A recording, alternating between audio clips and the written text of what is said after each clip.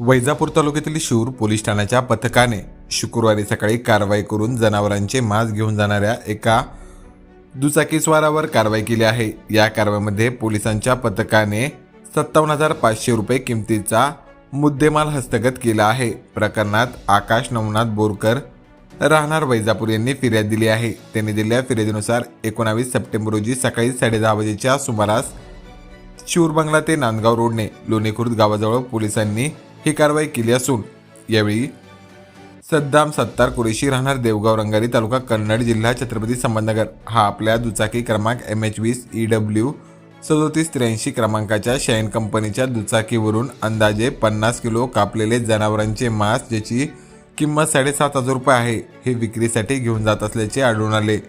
दुचाकीची किंमत सुमारे 50,000 रुपये इतकी असून एकूण मुद्देमाल 57,500 रुपये किमतीचा हस्तगत करण्यात आला आहे। या प्रकरणात शिऊर पोलीस ठाण्यात आरोपी विरोधात गुन्हा दाखल करण्यात आला आहे।